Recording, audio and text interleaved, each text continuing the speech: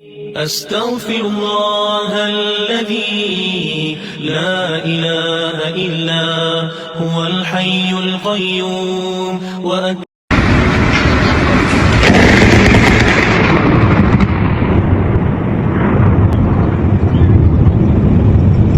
देखते ही देखते आसमान से ऐसी मार आई कि शीशे टूट गए, सोलर पैनल्स बिखर गए, लोग घबरा गए। क्या ये सिर्फ एक कुदरती हादसा था या किसी अजाब का पैगाम?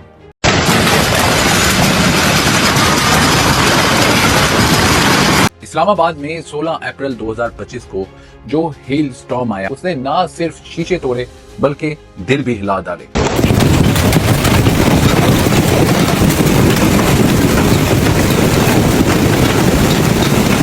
ऐसे बर्फ के गोले जो टेनिस बॉल के साइज के थे आसमान से ऐसे गिर रहे थे जैसे कुदरत बहुत गुस्से में हो।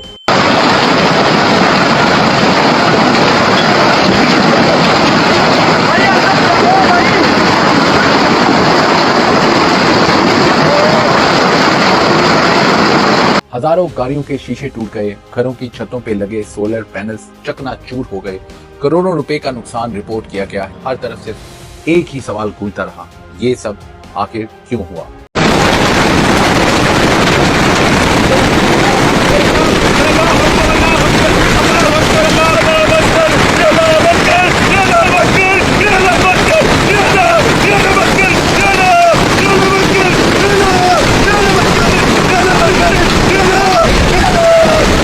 क्या ये सिर्फ वेदर इवेंट था या अल्लाह की तरफ से एक सख्त पैगाम? आज पैलेस्टाइन में जो जुल्म हो रहा है, गाजा में जिस तरह मासूम बच्चों को बॉम्ब से उड़ा दिया जा रहा है और मुस्लिम दुनिया खामोश, क्या ये तबाही उस खामोशी का नतीजा नहीं है? क्या ये अल्लाह का अजाब नहीं है? क्या इस्लामाबाद के होटल्स में, इस्लामाबाद की सड़कों में जो अयाशी और जो फहाशी सरेआम हो रही है, क्या ये उसका नतीजा नहीं था? कुरान पाक में अल्लाह ताला फरमाते हैं, और जब हम किसी बस्ती वालों पर अजाब भेजते हैं तो उसके रिहायशी फासिक हो चुके होते हैं। और एक और जगह अल्लाह पाक फरमाते हैं, फसाद जमीन और समंदर में जाहिर हो गया है उन अमाल की वजह से जो लोगों के हाथों से कमाए, ताकि अल्लाह उन्हें कुछ अजाब यानी सजा का मजा चखाए, शायद कि वो बाज आ जाए। तो क्या ये हम सब के लिए एक खुली वार्निंग नहीं है? इसी तरह एक हदीस मुबारक है, नबी पाक सल्लल्लाहु अलैहि वसल्लम ने फरमाया, जब लोग खुला गुनाह करने लगे और मना ना किया जाए तो अल्लाह अपना अजाब बर्पा कर देते हैं, अच्छे और बुरे सब उसमें शामिल होते हैं। तो क्या खुलेआम गुनाह नहीं किए जा रहे? क्या फहाशी आम नहीं है जिसकी हमें कुदरत बार बार कभी जल्जले की सूरत में, कभी टेनिस साइज के ओलों की सूरत में एक पैगाम दे रही है? This is a alarming situation for all of us.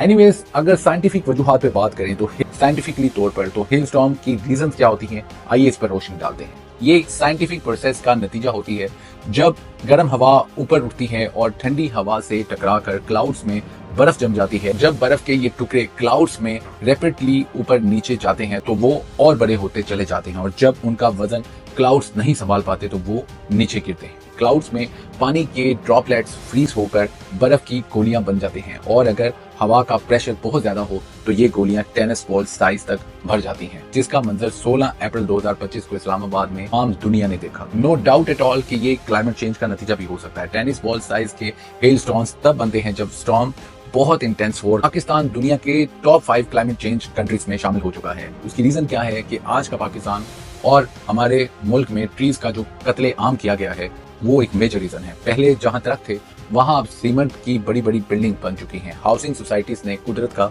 चेहरा तबाह करके रख दिया है। तो याद रखें, जब भी आप नेचर के अगेंस्ट आएंगे तो हर चीज का बदला कुदरत खुद लेती है। आज हम देखते हैं कि हर तरफ सिर्फ हाउसिंग सोसाइटीज बन रही हैं, उसमें पैसा तो बनता जा रहा है लेकिन इंसानी जान बहुत सस्ती होती जा रही है। दरख्त काट दिए जा रहे हैं, जमीन को नक्शे और सिर्फ पैसे के हवाले कर दिया जा रहा है। क्या ये तूफान हमारी नेचर से बेवफाई का नतीजा तो नहीं था? इमरान खान साहब का बिलियन ट्री प्रोजेक्ट एक मिसाली प्रोग्राम था जिस प्रोजेक्ट को दुनिया ने भी एडमायर किया। आज उसी प्रोजेक्ट की इंपॉर्टेंस साबित हो रही है। ट्रीज सिर्फ ऑक्सीजन नहीं देते बल्कि बारिश और मौसम को भी बैलेंस करते हैं। एनीवेज, अगर बात करें फाइनेंशियली लॉस की तो इस्लामाबाद में अब तक रिपोर्ट्स के मुताबिक करोड़ों रुपए का नुकसान हो चुका है। सिर्फ इस्लामाबाद में ही नहीं, रावलपिंडी, टेक्सला और आसपास के इलाकों में भी लोग इस नेचुरल डिजास्टर से बहुत मुतासिर हुए हैं। लेकिन अफसोस की बात यह है कि इस्लामाबाद में इस इंसिडेंट के बाद गाड़ी की विंड स्क्रीन, फ्रंट स्क्रीन की प्राइसेस डबल से ट्रिपल कर दी गई। अब सवाल ये पैदा होता है कि फर्दर हमें क्या करना चाहिए। व्यूअर्स, ये वक्त है अपने अमाल के जायजा लेने का। ये वक्त है तौबा करने का, ये वक्त है नेचर से वफा करने का, और ये वक्त है ज्यादा से ज्यादा दरख्त लगाने का। हम सबको चाहिए अल्लाह के हुजूर सत्तारेज होकर माफी मांगे, क्योंकि एट द एंड यही सोल्यूशन है, और एनवायरनमेंट की चेंजेस को समझें। आसमान से गिरती बर्फ के हर टुकड़े में एक पैगाम था। आसमान से गिरती हुई बिजली जिसने एक 6 साल बच्चे की जान भी ले ली, उसमें भी एक पैगाम था। लाहौर में हालिया दिनों में आने वाले जल्जलों में भी एक पैगाम है, और अभी कल ही टर्की में जो 6.2 रेक्टर का जल्जला आया उसमें भी पैगाम है। पूरी मुस्लिम उम्मा जो बैठे इसराइल के हाथों गाजा के मासूम अवाम का कत्ले आम का तमाशा देख रही है, उस पे आवाज उठाने का वक्त है। और अगर हम नबी पाक सल्लल्लाहु अलैहि वसल्लम की उम्मत ना होते तो हमारे अमाल से इज्तिमाई अजाब हम पर आ चुका होता, लेकिन ये सरकार सल्लल्लाहु अलैहि वसल्लम का खुसूसी करम है कि उनकी उम्मत पे इज्तिमाई अजाब नहीं आ रहा। वरना जो हमारे अमल हैं, जिस तरह गाजा में, फलस्तीन में, रफा में अपने मासूम बहन भाइयों को सरेआम करते हुए चलते हुए देखकर हम खामोश तमाशाई बने हुए हैं, बिल्कुल हम इज्तिमाई अजाब के मुस्तहिक हो सकते थे। एनीवेज, आसमान से गिरती बर्फ के ये टुकड़े ये पैगाम लेकर आई हैं कि मैं अभी सिर्फ हेल स्टॉर्म हूँ। अगर तुम लोगों ने खुद को ना बदला या इस वार्निंग को ना समझा तो कल कुछ और भी हो सकता है। अपना बहुत सा ख्याल रखिएगा। अल्लाह ताला हमारे मुल्क पाकिस्तान, गाजा के मुसलमानों, कश्मीर के मुसलमानों, पूरी दुनिया की इंसानियत का हामी नासिर हो। मुझ गुनाहगार को अपनी दुआओं में जरूर याद रखिएगा।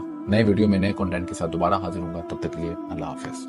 लोग उस दिन को दूर समझते हैं, जबकि हमारी नजर में वो करीब है। जिस दिन आसमान ऐसा हो जाएगा जैसे पिघला हुआ तांबा, और पहाड़ ऐसे जैसे रंगीन ऊन, और कोई दोस्त किसी दोस्त को न पूछेगा, हालांकि एक दूसरे को सामने देख रहे होंगे।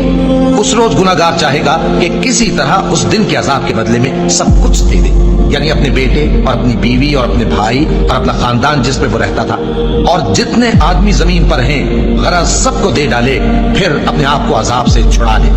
लेकिन ऐसा हरगिज नहीं होगा। वो भड़कती हुई आग है, खाल उधेड़ कर कलेजा निकाल लेने वाली।